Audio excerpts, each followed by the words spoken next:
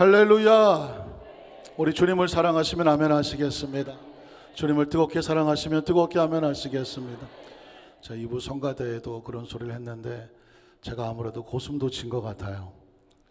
우리 교회 성가대가 제일 잘하는 것 같아요. 뭐 고슴도치도 자기 새끼만 이쁘다 그러는데 아니 자기 새끼도 이뻐 보인다 그랬나? 어쨌든 오늘 성가대 찬양을 들으면 2부 때도 그랬는데 3부 성가대가 큰 소리 하나님께 찬양을 하자고 하는데 하나님의 마음이 막 우리 가운데 쏟아내리는 것 같아요. 우리 안산교회 모든 성도들이 삶의 현장 가운데 어떤 상황이 있다고 할지라도 그 상황 자체 속에서 먼저 하나님 앞에 찬양으로 영광을 돌리는 우리 성도님 되시기를 주님의 이름으로 축원합니다. 한 주간 동안 평안하셨나요? 어디 뭐 불편하신 데는 없으셨나요? 날씨가 좀 무덥기도 한데 혹시 밤에 잠을 좀 못 자고 좀 설치지는 않으셨나요? 식사는 요즘 뭐 소화는 잘 되시나요? 혹시 뭐 자동차 접촉사고 뭐 이런 거 있어갖고 좀 마음 상한 일은 없으셨나요? 여러분, 하나님은 우리 모두에게 깊은 관심과 또 사랑과 은총으로 늘 평안하기를, 또 어려운 일을 만나도 넉넉하게 나가시는 은혜 주시기를 원하시는 줄로 믿습니다. 우리 자, 여기서 한번 축복하십시오. 하나님이 당신을 사랑하십니다. 축복하십니다. 합력하여 선을 이룹니다. 좋은 일은 좋아서 감사하고 힘든 일조차 합력해서 좋게 만들어 주실 줄로 믿습니다. 그러니 뭐밖에 없어요? 감사밖에 없습니다. 감사하는 성도에게 또 감사할 일이 또 넘쳐나시기를 주님의 이름으로 축원합니다. 한번 따라하실까요? 여호수아의 축복받은 신앙, 이런 제목으로 말씀의 은혜를 나누기 원합니다. 요즘 여러분 성경학교, 교회학교 선학생들 영성 수련회, 학예 수련회 준비하느라고 눈코 틀 새 없이 바쁜 상황입니다. 혹시 이런 이야기 들어보셨나요? 어느 교회에서 유년부를 맡고 있는 장로님이 여러분 성경학교 우리 학생들이 얼마나 성경을 좀 많이 배우고 있나, 그래서 유년부 학생들 부서를 찾아갔습니다. 그곳에 가서 학생들하고 인사를 하고 이런 질문했습니다. 우리 유년부 친구들, 대답이 없네. 유년부 친구들, 네. 장로님이 여러분에게 성경을 좀 물어보고 싶은데 혹시 여러분 중에서 여리고성을 누가 무너뜨렸는지 아나요? 장로님이 갑자기 여리고성을 누가 무너뜨렸는지 아나요? 했더니 유년부 친구들이 갑자기 표정이 굳어지는 거예요. 네가 그랬냐? 네가 그랬냐? 분위기가 싸하기 시작하는 거예요. 그래서 좀 못 알아들었나 싶어서, 아니 그 여리고성은 누가 무너뜨렸을까요? 그랬더니 아이들이 꿀먹은 벙어리인 거예요. 할 수 없이 앞에 있는 친구에게 분위기 전환을 위해서, 혹시 친구는 여리고성을 누가 무너뜨렸는지 아나요? 그랬더니 갑자기 애가 왜 나한테 이러세요? 뭐 그런 표정을 짓더니 눈물을 끌썽끌썽하더니 왕 하고 우는 거예요. 왜 우냐고 그랬더니 나는 여리고성을 무너뜨리지 않았다고 막 우는 거예요. 장로님이 얼마나 당황하겠습니까? 근데 마침 그 유년부 담당 선생님이 오신 거예요. 선생님이 왜 그러냐고 그래서, 아니 내가 아이들에게 여리고성은 누가 무너뜨렸냐고 물었더니 이 아이에게 물었더니 얘가 이렇게 울고 자기는 그러지 않았다라고 한다. 선생님 설명을 좀 해달라고 했더니 선생님이 장로님 보고 이렇게 말하더랍니다. 장로님, 이 아이는 절대로 거짓말을 하지 않습니다. 이 아이가 안 했다고 하면 안 한 겁니다. 그러더라는 것입니다. 이게 지금 상황이 성경 이야기를 물어봤는데 이상한 쪽으로 흐르기를 시작하는 거예요. 여리고성을 누가 무너뜨렸느냐? 나는 안 무너뜨렸다. 그러니 선생님은 이 아이는 거짓말을 하지 않는다. 장로님 속이 답답해서 견딜 수가 없는 거예요. 근데 일주일 뒤에 그 아이의 부모님이 찾아왔습니다. 그리고 장로님에게 이렇게 말하더랍니다. 장로님, 우리 아이가 무슨 잘못을 했는지 모르겠지만 그게 도대체 수리비가 얼마나 듭니까? 우리가 어떻게 조금 보태고 싶으니까 장로님 어떻게 좀 처리 좀 해주십시오 하더랍니다. 물론 여러분이 잘 알고 계시는 조커의 중에 하나죠. 성경의 이야기를 모르면 그 내용이 엉뚱한 대로 흘러갈 수 있다는 것을 가르쳐주고 있습니다. 우리 성가대에게 묻습니다. 여리고성은 누가 무너뜨렸나요? 왜 울어 왜? 누가 무너뜨렸나요? 진짜 모르는 것 같은데 이거.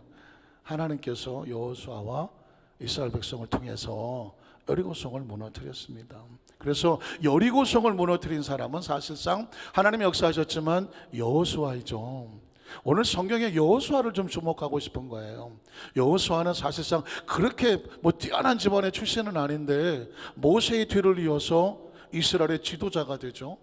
모세가 들어가지 못한 가나안 땅을 이스라엘 백성을 데리고 들어가 점령을 하죠. 가나안 땅을 정복해서 그 땅에 하나님의 나라의 왕국을 세우죠. 그리고 여리고성도 무너뜨릴 만한 기적과 축복의 통로가 되죠. 과연 하나님은 여리고성을 무너뜨린 여호수아에게 어떤 축복된 신앙을 주셨길래 이런 축복의 주인공이 되었을까? 저는 간절히 말씀을 묵상하면서 하나님, 우리 안산교회 성도들이 여호수아가 같이 축복된 신앙을 받아서 그 축복의 통로가 되어져서 하나님이 사용하시는 주인공이 되게 하여 주시옵소서. 우린 첫 번째로 여호와서는 어떤 사람일까? 이 사람을 성경에 찾아봤더니요, 하나님이 세우신 지도자 모세와 함께 열심히 헌신하고 충성하던 일꾼이었다는 것을 발견하게 됩니다. 성경의 여호수아에 대해서 제일 먼저 등장하는 것은 출애굽기 17장에 있습니다. 8절로 13절에 보면 여러분 잘 아시는 저 유명한 아말렉과의 리비딤 전투가 벌어지게 됩니다. 여기에 여호수아가 등장을 합니다. 읽어볼까요? 그때 아말렉이 와서 이스라엘과 리비딤에서 싸우니라. 모세가 누구에게? 여호수아에게. 이 전쟁의 막중한 상황 속에서 이 전쟁에 앞서 나올 수 있는 한 사람의 지도자를 선출하는데 그 사람 이름이 누구라고요? 여호수아였던 것입니다. 그러니까 모세가 가장 신뢰할 만한 사람, 이 상황에 가장 앞장서 나가 이스라엘을 이끌어 나갈 수 있는 지도자로 모세는 여호수아를 선택했습니다. 여호수아에게 이르되 우리를 위하여 사람들을 택하여 나가서 아말렉과 싸우라. 내일 내가 하나님의 지팡이를 손에 잡고 산꼭대기에 서리라. 여호수아가 누구의 말대로? 모세의 말대로 행하여. 하나님은 모세에게 지시하시고 모세는 여호수아에게 지시를 하는데 여호수아는 그 모세의 지시와 명령대로 행하여 아말렉과 싸우고, 모세 아론과 울은 산꼭대기에 올라가서 모세가 손을 들면 이스라엘이 이기고 손을 내리면 아말렉이 이기더니, 여러분 잘 아시는 내용이죠. 모세의 팔이 피곤하며 그들이 돌을 가져다가 모세 아래에 놓아 그가 그 위에 앉게 하고 아론과 훌이 한 사람은 이쪽에서 한 사람은 저쪽에서 모세의 손을 붙들어 올렸더니 그 손에가 지도록 내려오지 아니한지라. 그래서 어떻게 됐을까요? 여호수아가 칼날로 아말렉과 그 백성을 쳐서 무찌르게 되는 거예요. 모세는 산꼭대기에 올라가서 아론과 함께 기도하는데 하나님의 능력을 받아서 이스라엘과 함께 리비딤 전투에서 승리하게 섰던 그 선봉에 섰던 대장이 누구라고요? 여호수아인 것입니다. 모세의 사역 속에 아주 중요한 일을 감당하는 사람이 바로 여호수아였습니다. 그런데 성경에 계속 14절에 보니까 이 여호수아는 모세로부터만 인정받은 게 아니라 하나님도 그를 기억하고 있었다는 것입니다. 14절을 한번 볼까요? 야훼께서 모세에게 이르시되 이것을 책에 기록하여 기념하게 하고 여호수아의 귀에, 하나님이 직접 명령하신 것입니다. 너만 알고 있지 말고 백성들을 가리키는데 여호수아의 귀에 외워서 들리게 해라. 그의 머릿속에, 생각 속에, 사고 속에 이 리비딤 전투에 하나님이 싸워서 이긴 것을 가슴에 새기게 해라. 그의 사고가 되고 목적과 이유가 되게 하라. 하나님께서 여호수아를 인정하고 계시는 것입니다. 내가 아말렉을 접시하여 천하에서 기억도 못하게 하리라. 자, 그러면 여호수아는 점점 모세의 사역 속에서 어떤 역할을 하게 될까요? 출애굽기 24장 12절로 13절에 보면 모세가 하나님 명령에 따라서 시내산이라는 곳에 올라가서 십계명의 돌판을 받게 됩니다. 아주 중요한 그곳에 올라가서 40일을 금식하거든요. 40일을 금식하고 홀로 외롭게 준비하는 그 모세에 누가 그를 도와주도록 옆에서 협력하는 자가 될까요? 놀랍게도 모세 옆에 여호수아가 등장을 합니다. 야훼께서 모세에게 이르시되 너는 산에 올라가 내게로 와서 거기 있으라. 내가 그들을 가르치도록 내가 율법과 계명을 친히 기록한 십계명의 돌판을 내게 줄 것이다. 자, 모세가 누구를 데려갈까요? 그의 부하 여호수아와 함께. 여러분, 얼마나 놀라운 사건입니까? 당대 최고의 하나님의 세우신 지도자 그 모세 옆에 그림자처럼 따라붙었던 한 사람이 있었는데 그 사람 이름이 누구라고요? 여호수아와 함께 일어나 모세가 하나님의 손으로 올라갔다는. 모세가 하나님의 돌판을 받기 위해서 40일 동안 금식하면서 기다리고 있었을 때 그 산 중턱에서 그 모세를 지키며 모세와 함께 그 자리를 지켰던 사람이 누구냐면 여호수아라는 것입니다. 여호수아 이름은요 또 한 번 등장을 합니다. 출애굽기 33장 9절로 11절에 보면 모세가 회막에 들어갈 때, 회막이라는 단어를 기억하시나요? 회막은 성경에 보면 장막도 나오고 성막도 나오죠. 그리고 회막도 나와요. 다 같은 말이에요. 장막은 영어로 텐트죠. 텐트라고 하는 그 이스라엘 백성은 유목민이기 때문에 큰 텐트를 장막이라고 말하면 그곳에 거룩한 성전이 세워지는 성막이라고 말하고, 그런데 그곳에서 하나님 백성인 모세가 만나면 회막이라고 말하는 것입니다. 그러니까 이 장소가 어떻게 쓰여지느냐에 따라서 이름이 다르게 기록될 뿐이지 성막, 회막, 장막은 다 같은 말입니다.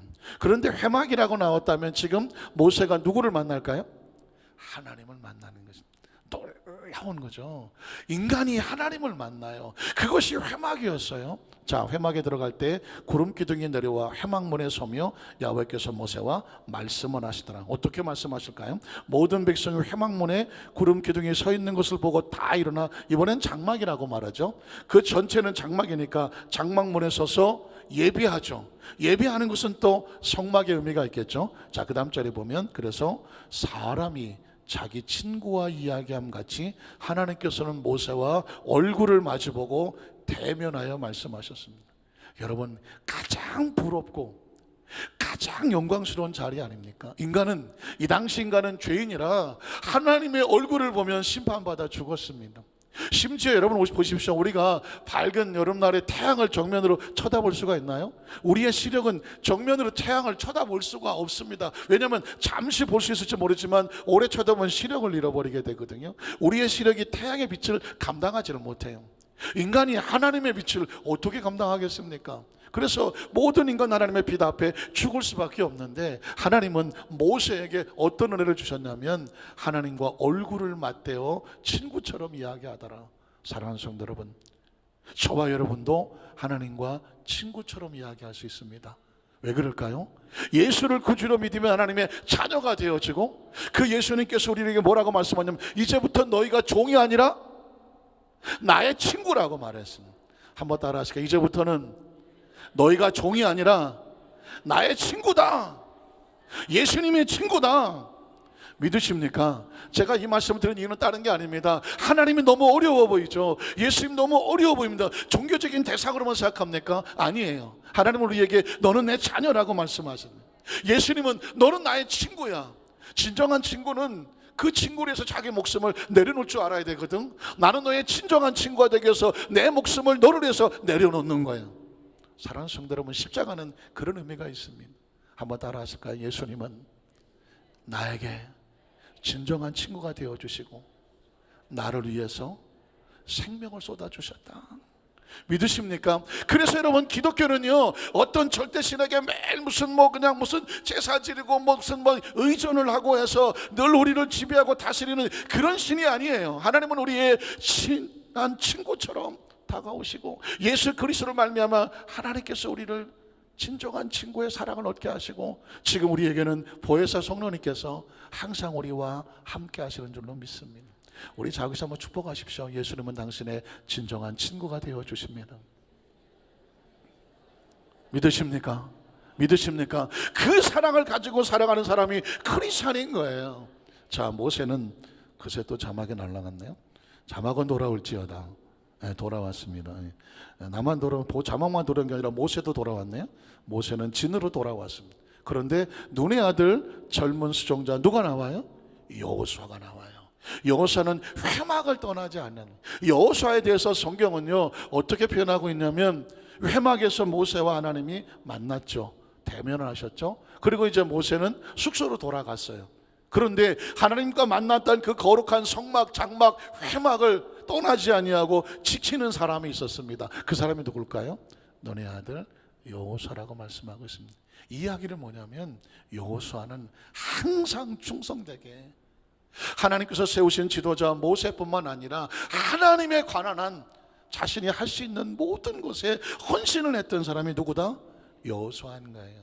여호수아는요, 하루아침에 모세의 뒤를 이어서 이스라엘의 지도자가 되는 게 아닙니다. 평소에 하나님 앞에 헌신했던 그것이 쌓여져서 하나님의 필요한 때 하나님이 세우셔서 축복의 통로가 되게 하신 줄로 믿습니다.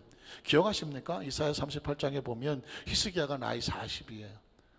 자식도 없고 후계자가 없는데 병이 들어 죽게 됩니다. 의학적으로 보면 암이라고 추정이 돼요. 종기가 나서 썩어서 죽을 지경이 된 거예요.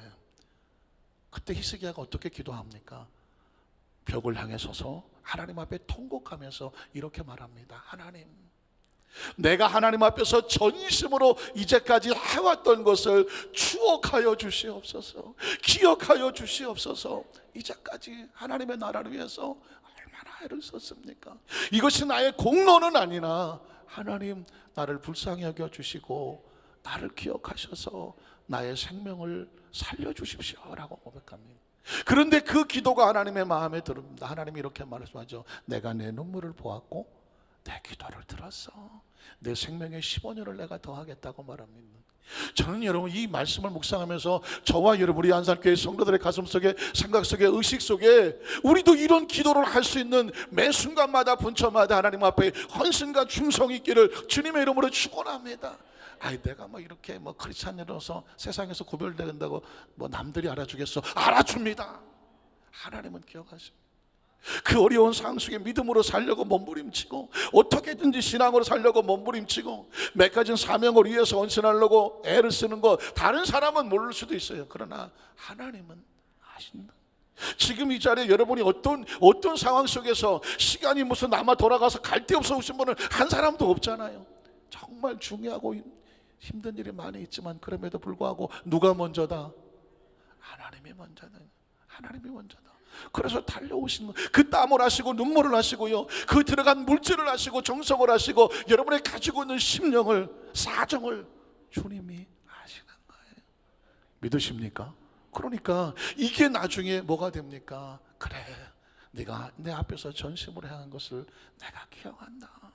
그것이 우리에게 하나님의 축복이 되고 치유가 되고 생명이 되고, 그것이 우리가 내세울 자랑은 아니나 하나님께서 기도의 통로로 받으시는 그 히스기야의 샘플을 통해서 알 수가 있는 겁니다.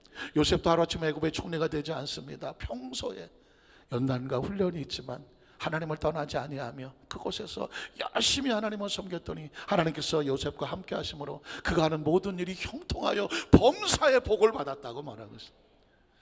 우리 성가대도 쉽지 않죠. 성가대 시간 맞춰 와서 연습해야지.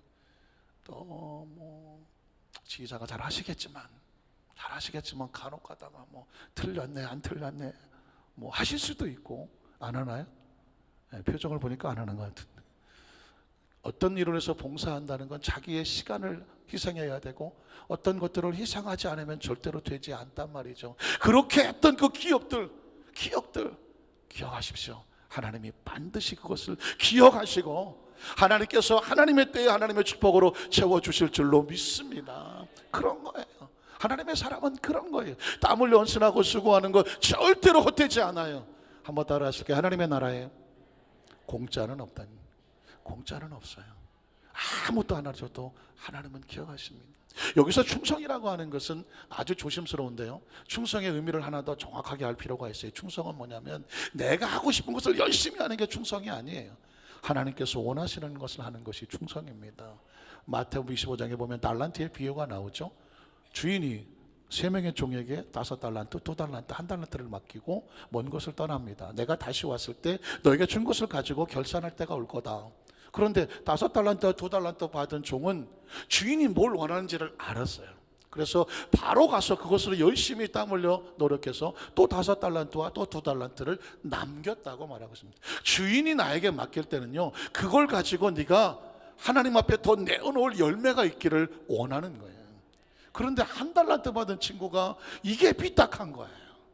뭐라고 말하냐면 주인이 가자마자 그 달란트를 땅속에 처박아 두고, 그리고 뭐라고 말하냐면 나 주인의 성격이 더러워서 그냥 얼마나 따지고 드는지 나중에 와서 내가 이거 가지고 조금만 손해보면 원금의 이자까지 내놓으라 그럴 주인이다 생각을 하면서 자기는 그냥 땅속에 처박아뒀다 원금만 내놓겠다라고 말을 합니다.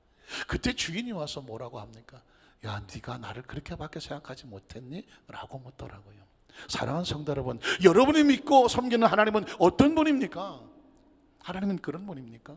오늘 저와 여러분이 힘들고 어려워도 내게 주신 것을 가지고 하나님이 원하는 편에 서는 것이 충성인 거예요. 내가 하고 싶은 대로 사는 게 충성이 아닌 거예요. 한번 따라하실까요? 신앙은 속도가 아니라 방향이다. 방향이 좋아야 되는 거예요. 내가 아무리 열심히 내 마음대로 해도 그게 하나님께서 원하지 않는 것은 아무것도 없는 거예요. 그러나 내가 부족하고 모자라지만 하나님께서 원하시는 방향으로 몸부림을 치는 것은 반드시 그것이 하나님 안에서 아름다운 열매가 될 것이고, 그것이 충성되고 착해서 주인이 뭐라고 말해줘? 네가 이런 작은 것에도 열심히 해줬어, 내가 너에게 더 큰 것도 맡겨줄게 라고 말하는 것입니다. 악하고 게으른 쪽에 네가 이 작은 것에도 내 마음을 몰랐구나, 내가 너에게 더 큰 걸 줄 수가 없다, 너 있는 것을 내놓아서 있는 자에게 더 주라고 말하는 것입니다. 이 하나님의 나라의 법칙입니다. 우리 사랑하는 자녀교회 성도 여러분, 지금까지 믿음으로 달려오면서 몸부림친 거 때로는 내가 이렇게 한다고 누가 알아줄까? 알아줍니다. 누가 알아줘요? 하나님이 알아줘요. 혹시 모르니까 옆에 분에게 이렇게 한번 더 축복해 주세요. 하나님의 당신의 눈물을 아십니다. 당신의 사정을 아십니다. 당신의 수고를 아십니다. 꼭 기억하세요. 아무리 누가 안 알아주면 너 축복이야. 왜? 하나님이 알아주시면 더 큰 은혜가 있습니다. 두 번째, 여호수아는 보면요, 가장 힘들고 어려운 상황 속에서 하나님 편에 당당하게 서는 신앙의 믿음을 지켰다는 것입니다. 여러분, 민주주의의 꽃은 여론이죠. 국민들이 원하는 것으로 의해서 다수결에 의해서 움직여지는 그런 원칙을 가지고 있지만, 요즘의 여론을 보면 무섭기 짝이 없습니다. 잘못된 어떤 여론이 잘못되게 흘러가면요, 괴물이 돼버리고 맙니다. 여러분 혹시 아십니까? 요즘 청와대에서 어떻게든지 국민들의 마음을 잘 이렇게 받아서 그것을 정말 문제들을 해결해 하시려고 애를 많이 쓰시죠. 그래서 청와대 홈페이지에 한 20만 명만 청원하는 사람이 있으면 청와대 정부에서 직접 개입을 하고 움직이도록 굉장히 좋은 제도 같아요. 그런데 이게 잘못 쓰이면 어떻게 될까요? 아주 무서운 일이 벌어지죠. 여러분 아십니까? 월드컵 지금 이제 8강에서 4강으로 올라가고 하고 있는데, 우리나라가 16강전에서 어떻게 됐습니까? 스웨덴이 지고 멕시코는 졌습니다. 그래서 축구를 하다 보면 질 수도 있고 이길 수도 있지만, 우리나라가 워낙 강팀들하고 붙어서 지는 게 정상인데 그만 수비수가 실수를 해갖고 졌다는 이 여론이 퍼지기 시작을 하니까 청와대에 청원이 올라가잖아요. 뭐라고 올립니까? 그 집안을 대한민국에서 추방시켜버리라네요. 그 선수는 국가대표에서 영구 제명시켜라. 여기까지는 그래 너무 속상해서 애교로 볼 수가 있는데, 그 다음에 뭐예요? 정부에서, 청와대에서 그 사람을 잡아다가 사형시키라고 말했어. 사형을 시키라. 그랬더니 거기에 몇천 명이 좋아요를 눌렀어. 사랑하는 성도 여러분, 국가대표가 월드컵에 나가서 축구를 친 거는 국민으로서 가슴 아픈 건 이해해. 그렇다고 실수한 수비수를 데려다가 사형시키는 게 이게 정상입니까? 그걸 올린 사람이나 거기에 또 좋아하고 같이 올리는 사람, 다행히 20만 명이 안 돼갖고 없어졌지만, 그래갖고 여론에서 뉴스에서 난리가 났죠. 이건 아니다, 국민들을 자제시키고 의도는 알겠지만 이건 아닌 것 같다라고 해서 계속 아닌 것으로 자꾸 해줬고, 다행히 독일을 이기는 바람에 없었던 이야기로 되긴 했지만 사실은 굉장히 무서운 면을 우리가 본 거예요. 왜냐하면 여론이라는 것이 좋은 쪽으로 되면 굉장히 좋지만 잘못된 쪽으로 흐르면 무서운 괴물이 될 수 있다는 거죠. 성경에 그 얘기가 나옵니다. 민수기 13장 1절로 3절에 보면 하나님께서 이스라엘 백성이 가나안 땅에 들어가기 전에 12명의 정탐꾼을 선발하는 내용이 나옵니다. 야훼께서 모세에게 말씀하여 이르시되, 사람을 보내어 내가 이스라엘 자손에게 주는 가나안 땅을 정탐하게 하되 그들의 조상 가문 각 지파 중에서 지휘관 된 자 한 사람씩을 보내라. 자, 모세가 야훼의 명령을 따라 바란 광야에서 그들을 보냈으니 그들은 다 이스라엘의 자손의 수령 지도자들이고 아주 똑똑한 젊은 차세대의 리더자들을 12명을 뽑았습니다. 문제는 이 12명이 가서 가나안 땅을 정탐하고 40일을 정탐하고 와서 이런 보고를 합니다. 민수기 13장 31절로 33절에 보면 그와 함께 여호수아 갈렙과 함께 올라갔던 사람들 가운데 10명이 이런 보고를 합니다. 10명이 뭐라고 말하냐면, 우리는 능히 올라가서 그 백성을 치지 못할 것이다 라고 말했습니다. 자, 우리는 그들을 올라가서 치지 못해. 이유가 뭐냐? 그들은 우리보다 강하기 때문이에요. 그리고 이스라엘 자손 앞에서 그 정탐한 땅을 악평합니다. 이르되 우리가 두루다니며 정탐한 땅은 어떤 땅이냐? 그 거주민을 삼키는 사람이 살 수가 없는 땅이라고 말합니다. 그리고 거기서 본 모든 백성은 신장이 얼마나 큰지, 그리고 거기서 네피림 후손의 전설적인 거인의 자손, 아낙 자손의 거인들을 보았다. 그들하고 우리가 비교해 보니까 우리는 메뚜기처럼 초라하다. 그들이 보기에도 그와 같았을 것이다. 그래서 어떻게 하라고요? 거기 들어갔다가는 우리 처제 다 맞아 죽는다. 올라가지 말자라고 말했습니다. 자, 여러분, 제가 12명의 정탐꾼이었는데 10명이 이렇게 말을 했습니다. 이 10명의 보고가 어떤 결과를 가져온지 아십니까? 300만을 무너뜨립니다. 민수기 14장 1절로 4절에 보면 온 회중이 300만이에요. 소리를 높여 부르짖으며 백성이 밤새도록 통곡을 합니다. 절망과 좌절을 합니다. 뭐라고 말하냐면 그 다음 절에 보면 이스라엘 자손이 다 모세 아론을 원망하며 온 회중이 그들에게 이르되 우리가 애굽 땅에 차라리 죽었거나 이 광에서 죽었으면 좋았을 것을 어쩌자고. 이제 이 원망이 어디까지 갑니까? 하나님까지 갑니다. 신앙이 무너집니다. 믿음이 무너집니다. 야훼가 우리를 그 땅으로 인도하여 칼에 쓰러지게 하려 하는가? 그래서 어떻게 하자는 것입니까?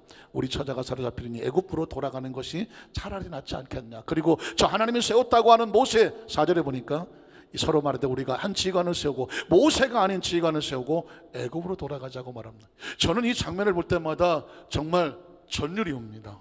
그 뒷골이 땡기고 무섭습니다. 10명이 부정적인 얘기를 했는데 300만이 무너집니다. 잘못된 여론으로 얼마나 많은 사람을 죽일 수 있는지가 성경 속에서 나오고 있기 때문입니다. 만약에 저와 여러분이 그 시대에 그 300만 중에 한 사람이었다 생각해 보십시다. 그런데 어디서 10명이 어떤 보고를 들고 와갖고 이런 보고를 하는 바람에 300만이 다 무너졌다고 생각해 보십시오. 어떤 사람이 10명이 나에게 잘못된 정보를 줘서 이제껏 자라온 내 신앙을 무너뜨리고 내 꿈을 무너뜨리고 그리고 하나님을 떠나게 만들고 광야에서 무너져 내렸습니다. 세상에 이렇게 억울할 때가 어디 있습니까? 사랑하는 성도 여러분, 우리는 이런 여론 시대에 살고 있지만 우리 신앙인들은 절대로 누가 그렇더래 해서 거기에 끌려가거나 따라가거나 넘어가는 사람은 절대로 돼서는 안 되는 거예요. 어떤 상황 속에도 우리는 하나님께서 원하시는 것이 무엇인지 말씀의 신앙 위에 서서 당당하게 자기 믿음을 지켜나갈 수 있는 하나님의 사람이 되시기를 주님의 이름으로 축원합니다. 왜냐하면 이런 상황 속에서 여호수아와 갈렙이 딱 2명이 이 상황 속에서 목숨을 내걸며 하나님 편에 선단 말이죠. 여러분, 그들의 보고를 한번 들어볼까요? 5절로 10절에 보니까 모세와 아론이 이스라엘 자손의 온 회중 앞에 엎드린지라 그 땅을 정탐한 자 중에 12명 중에서 눈의 아들 여호수아와 여분의 아들 갈렙 2사람만 자기들의 옷을 찢고 상황이 심각하니까 이스라엘 자손 온 회중에게 당당히 서서 말하여 이렇게 말합니다. 우리가 돌아다니며 정탐한 땅은 심히 아름다운 땅이다. 조금 아까 10명은 말하기를 험악한 땅이라고 말했는데 심히 아름다운 땅이라고 말했습니다. 그러면 10명의 정탐꾼들은 아마 누나를 보라 그랬을 것입니다. 입에 거품을 물었을 것입니다. 저 자식이 무슨 소리를 하고 앉았는 거예요? 아마 사람들은 설기등등해서 여호수아 갈렙을 저걸 죽여버릴까 막 여기저기서 소리가 왔을 것입니다. 그런데 여호수아 갈렙은 그 상황 속에서 계속 보고를 합니다. 그 다음 절에 보면 야훼께서 우리를 기뻐하시면 우리를 그 땅으로 인도하여 들이시고 그 땅을 우리에게 주실 것이다. 이는 과연 젖과 꿀이 흐르는 땅이니라. 다만 야훼를 거역하지는 말라. 그들이 여기서 반항하고 하나님을 대적하는 것은 하나님을 거역하는 것이거든요. 원망하며 불평하는 것은 하나님을 거역하는, 믿지 않는 것이거든요. 믿어주지 않는 것이거든요. 또 그 땅 백성을 두려워하지 말라. 그들은 우리의 먹이라. 그들의 보호자는 그들을 떠나갔고 야훼는 우리와 함께 하시느라 그들을 두려워하지 말라고 말했습니다. 그러나 어떻게 됐어요? 온 회중이 그들을 돌로 치려고 달라들었습니다. 사랑하는 성도 여러분, 여론이 이렇게 무서운 거예요. 이런 상황 속에서도 당당하게 믿음을 쓰면서 하나님 편에 설 수 있는 자, 생명을 하나님께 걸 수 있는 사람을 신앙인이라고 말하는 것입니다. 여호수아 갈렙의 놀랍게도 수천 년이 지난 지금 저와 여러분에게 모든 사람들이 절망하고 좌절하고 낙심하며 쓰러지며 하나님을 떠날 때에 너는 어디에 설 수 있겠느냐라고 우리에게 묻고 있는 것입니다. 사랑하는 성도 여러분, 여러분은 어느 편에 서시겠습니까? 그 300만이 밀려가는 곳에 그래 좋은 게 좋은 거지 하고 밀려가십니까? 아니면 혹시 오늘 밤에 내가 돌에 맞아 죽는다고 할지라도 하나님의 말씀을 거역하지 않겠다고 당당하게 하나님 편에 여호수아 갈렙처럼 여러분의 신앙으로 그 자리를 사수하시겠습니까? 여호수아 갈렙은 지금 우리에게 이런 도전을 주고 있는 것입니다. 그 말 때문에 여호수아 칼렙은 돌에 맞아 죽을 상황이었습니다. 그러나 기억하십시오. 하나님은 자기 백성을 그대로 내버려 두지 않습니다. 그때의 그 위기의 순간에 야훼의 영광이 회막에서 이스라엘 모든 자손에게 나타나셨습니다. 모세를 끌어안고 여호수아 칼렙을 끌어안고 하나님이 개입하시는 것입니다. 사랑하는 성도 여러분, 하나님은 자기 백성들의 상황을 반드시 알고 계시고 지키고 계시고 개입하시는 분입니다. 우린 여기서 이제는 하나님의 마음을 알고 싶어요. 이런 상황 속에서 하나님은 어떤 마음을 갖고 계실까? 민수기 14장 20절로 24절에 보면 이제부터는 하나님의 마음이 쏟아져 내립니다. 야훼께서 이르시되 내가 내 말대로 사하노라. 그러나 진실로 내가 살아있는 것과 야훼의 영광이 온 세계에 충만할 것을 두고 맹세하노니 내 영광과 애굽과 광야에서 행한 내 이적을 보고서도 이것이 같이 10번이나 나를 시험하고 내 목소리를 청정하지 아니한 그 사람들은 어떻게 할까요? 내가 그들의 조상들에게 맹세한 땅을 결단코 보지 못하게 할 것이다. 하나님을 믿어주지 않는 사람에게 하나님의 역사와 축복의 땅으로 들어갈 수 있는 길이 열려지지는 않는다는 것입니다. 그 다음 절에 보면 24절에 또 나를 멸시하는 사람은, 여러분 안 믿는 정도가 아니에요. 하나님의 말씀을 믿지 않으면 하나님을 뭐 하는 것이다? 멸시하는 것이다.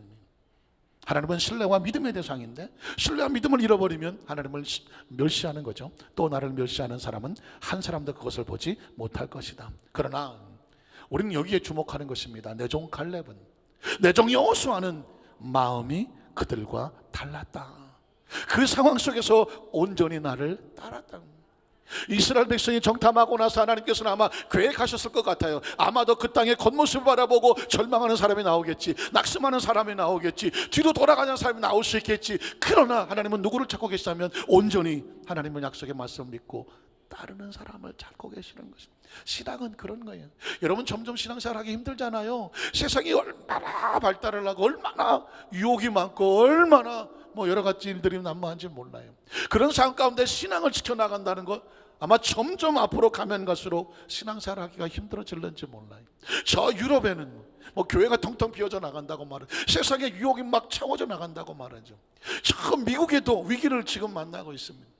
그러나 여러분 대한민국도 많은 위기를 만나고 있죠. 점점 교회나 크리스찬들이 세상이 더 좋은 곳으로 빠져나가는 그런 시대 속에 살고 있죠. 그런데 하나님의 그 상황 속에서 뭘 원하는지 아십니까? 그러나 내 종 갈렙과 내 종 여호수아는 그들의 마음과 달라서 온전히 나를 어떻게 했다고요? 따랐다고. 여러분의 마음은 누구를 따라가십니까? 여러분의 마음은 누구의 마음을 품기를 원합니까? 하나님은 지금 이 순간 통곡하지 않습니까? 너희는 온전히 나를 따라줘라, 밀어달라는 것입니다. 사랑하는 성도 여러분, 그 다음 절은 26절로 30절은 계속 하나님의 마음이에요. 하나님도 여러 때로 울고 싶은 거예요. 통곡하고 싶은 거예요. 자기를 믿어주지 않는 그 백성 어떻게 성에서 끄집어냈는데, 어떻게 해서 애굽에서 끄집어냈는데, 어떻게 해서 광야를 지나갔는데 하나님에 대한 신뢰를 잃어버린 그들을 향한 하나님의 통곡이 나옵니다. 야훼께서 모세와 아론에게 말씀하여 이르시되 나를 원망하는 이 악한 회중에게 내가 어느 때까지 참아야 되느냐? 이스라엘 자손 나를 향하여 원망하는 바 그 원망하는 말을 내가 들었노라. 그들에게 이르기를 나의 말씀에 내 삶을 두고 맹세하노라.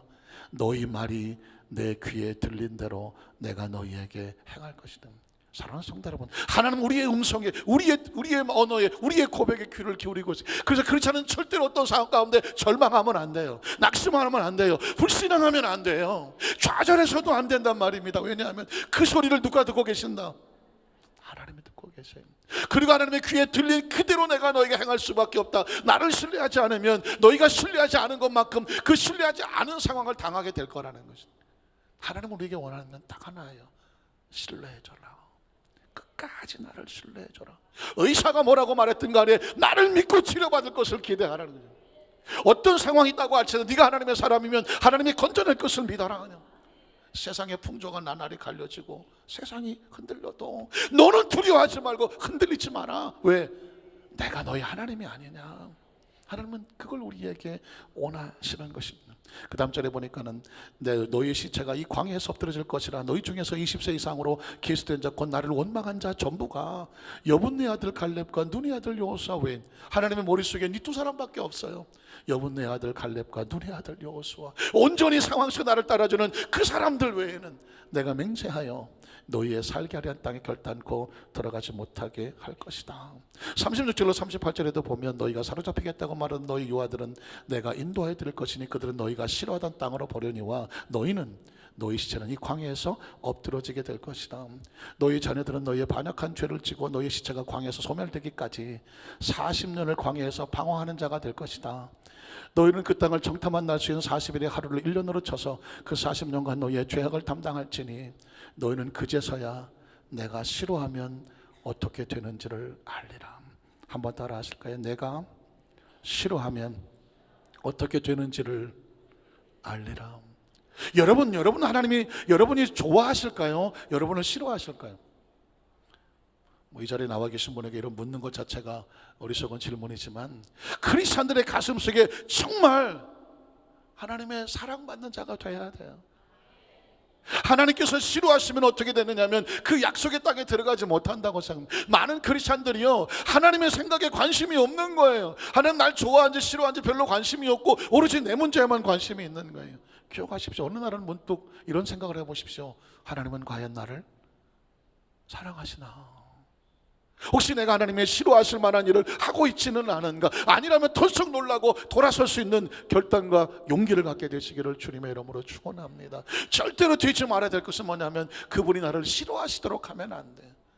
우리를 사랑하시는 그분의 마음속에 상처와 아픔이 되지 않도록, 그가 우리를 싫어하지 않도록. 혹시 여러분 하나님 앞에 힘들고 어려운 일이 있다고 할지라도 하나님을 원망과 불평의 대상이 아닙니다. 혹시 교회를 다니고 신앙생활 하다가 혹시 힘들고 어려운 일을 만나거든 그 어떤 것 때문에 여러분 하나님 앞에서 봉사가 중단이 되고 하나님께 예배가 중단이 되고 하나님 나 누구 때문에 가기 싫어요? 누구 마음이 아플 것 같아요? 하나님 마음이 아프죠. 하나님의 마음이 아픈 게 아니라, 야, 네가 그렇게 힘들고 어려운데도 끝까지 네가 그 자리 지켜주고 사명 감당하는구나, 고맙구나. 하나님께서 우리를 보고 기특히 여기는 우리 성도님들이 되시기를 주님의 이름으로 축원합니다. 마지막 세 번째로 이 여호수아는 하나님께서 그의 삶을 어떻게 축복하실지를 원리를 주셨는데, 그건 뭐냐면 하나님의 말씀을 마음판에 새기며 살면 너는 반드시 형통하게 될 거야. 넌 반드시 형통하게 될 거예요. 사실은요, 이 부분은요 따로 시간을 내서 또 말씀을 함께 나눠야 되는 부분인데 오늘은 제가 원리만 말씀을 드릴게요. 이 여호수아 시대나 하나님 백성들 시대, 지금도 마찬가지예요. 이 원리만 지키면 여러분은 형통하게 됩니다. 여러분이 형통하게 되고요, 평탄하게 됩니다. 여러분이 축복의 주인공이 되시는 원리가 여기 기록되어 있습니다. 자, 여호수아는 이렇게 헌신하다가 하나님께서 모세의 뒤로 후계자로 세웁니다. 신명기 34장 9절에 보면 모세가 눈의 아들 여호수아에게 안수하였으므로 그에게 지혜의 영이 충만하게 되더라. 이스라엘 자손이 야훼께서 모세에게 명령하신 대로 여호수아의 말을 순종하였더라. 여호수아가 모세의 후계자가 되려고 노력한 것은 아니에요. 주어진 일에 최선을 다하다가 보니까 하나님께서 그에게 그 사명을 맡겨 주신 것입니다. 그리고 여호수아 1장 1절로 4절에 보면 오늘 본문처럼 하나님께서 여호수아에게 이렇게 축복하십니다. 야훼의 종 모세가 죽은 후에 야훼께서 모세의 수종자 눈의 아들 여호수아에게 말씀하여 이르시되 내 종 모세가 죽었다. 그러나 절망하지 마라. 하나님은 사람을 통해서 역사하시지만 그 사람이 무너졌다고 해서 하나님 역사가 무너지지는 않는다. 하나님은 사람을 사용하실 뿐, 시대가 따라 새로운 인물이 필요하면 하나님은 새롭게 하실 것이다. 자, 새로운 인물이 누구예요? 여호수아죠. 이제 너는 이 모든 백성과 더불어 일어나서 어떻게 이 요단을 건너 내가 그들 곧 이스라엘 자손에 주는 그 땅으로 가라. 내가 모세에게 말한 바와 같이 너희 발바닥으로 밟는 곳은 모두 내가 너희에게 주었노니 이 광야와 레반에서부터 건강 곧 유브라데 강까지 해쪽성의 온 땅과 해지는 데까지 너희의 영토가 되리라. 이미 가나안 땅을 하나님께서 주시겠다고 선포를 하셨습니다. 그러면서 우리에게 요구하는 건 딱 한 가지, 하나님께서 여호수아에게 요구하듯이 저와 여러분이 요구하는 것은 딱 한 가지가 있습니다. 5절부터 볼까요? 요거는 꼭 기억하셔야 돼요. 내 평생에 너를 능히 대적할 자가 없으리니 내가 모세와 함께 있었던 것 같이 너와 함께 있을 것임이라. 내가 너를 떠나지 아니하며 버리지 아니할 것인데 네가 기억할 게 있어. 강하고 담대하라. 한번 따라하시게. 강하고 담대하라. 강하고 담대하라.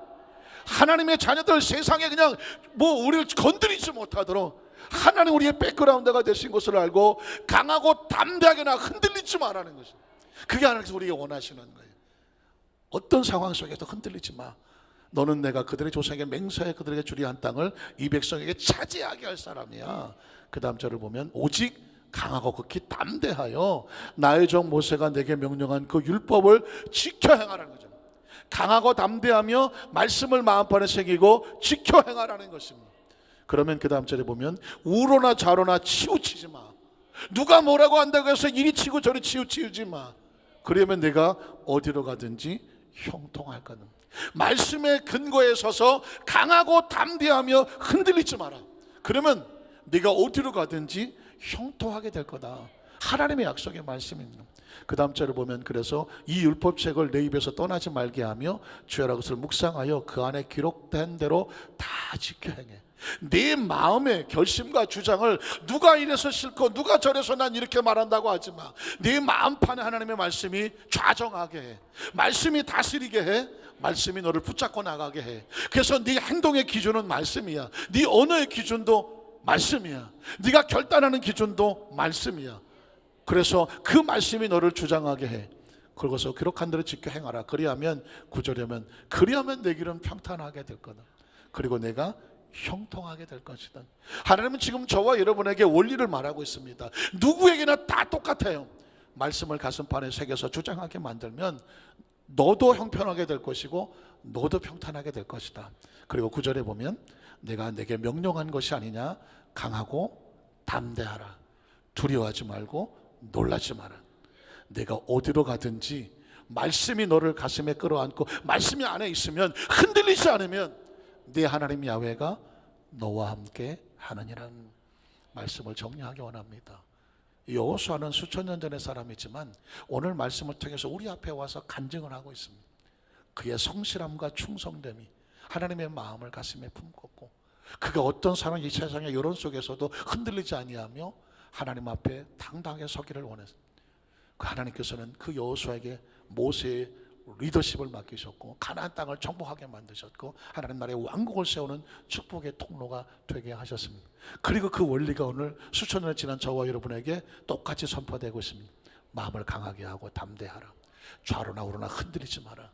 말씀을 마음판에 새겨라. 그거 붙잡고 나가라. 그러면 내가 어디로 가든지 너를 평탄하게 하고 형통하게 할 것이다. 우리 한산교회 모든 성도들이 평탄하고 형통한 축복의 주인공이 되기를 주님의 이름으로 축원합니다.